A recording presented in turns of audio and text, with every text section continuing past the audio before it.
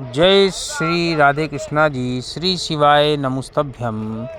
देखिए, हमें यह सोचना होगा कि हमारा जन्म किस लिए हुआ है, हमने जन्म किस लिए लिया था और इस पृथ्वी पर आए क्यों थे।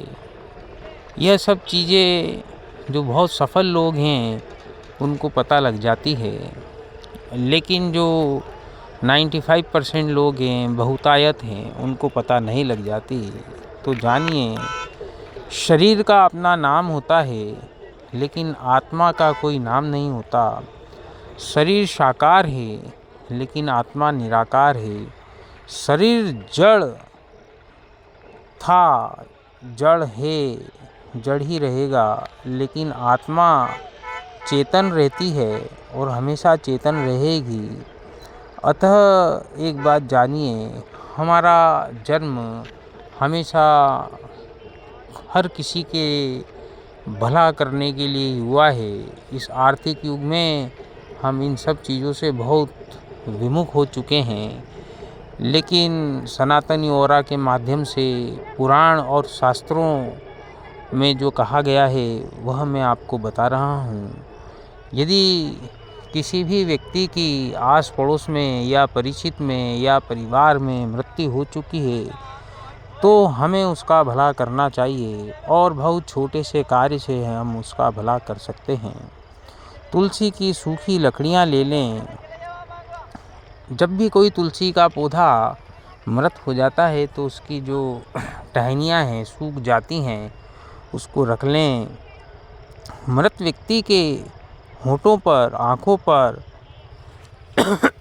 उसकी छाती पर तुलसी की सूखी लकड़ी थोड़ी थोड़ी रख दो, और जब उसकी अग्नि दाह क्रिया कराई जा रही है तब तुलसी की लकड़ी से ही अग्नि दाह क्रिया करो। अग्निदाह की जो क्रिया शुरू करवानी है, उसकी लकड़ी में भी यदि तुलसी हो तो बहुत ही अच्छा है, अथवा तुलसी का थोड़ा अंश रख दिया जाए।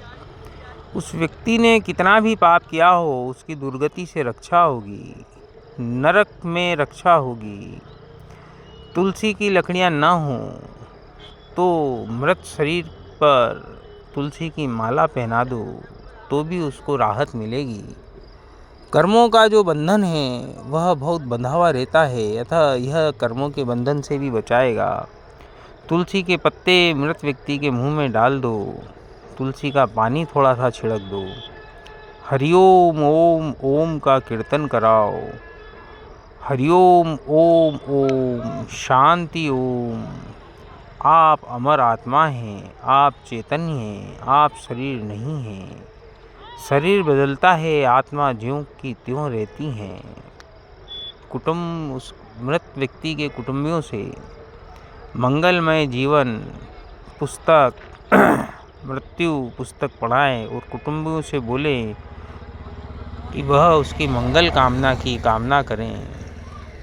देखिए, जो व्यक्ति मृत हो जाता है तो मृत्यु के बाद 2 घंटे बाद मृत आत्मा स्वयं अपने मृत शरीर को देखती है और वहाँ उपस्थित वह सभी को देखती है। अतः उसे मन ही मन में बोल करके सूचना दो कि तुम शरीर नहीं हो, तुम आत्मा हो।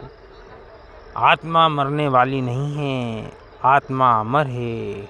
शरीर का नाम है, आप अनाम हैं। शरीर साकार है, आप निराकार है।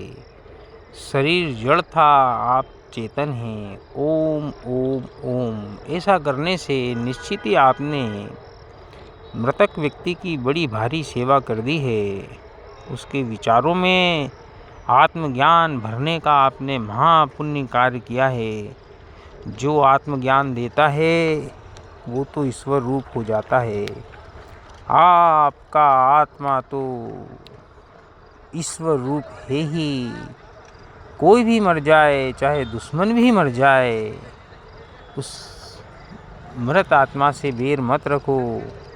उसकी सद्गति हो, उसका भला हो, ऐसा ही आप प्रार्थना उसकी आत्मा की शांति के लिए कीजिए। निश्चित ही आपको बहुत पुण्य लगेगा, आपका आगे का मार्ग प्रशस्त होगा। आखिर एक दिन हम सबको ये शरीर छोड़ के जाना ही है और कोई नया शरीर प्राप्त करना है।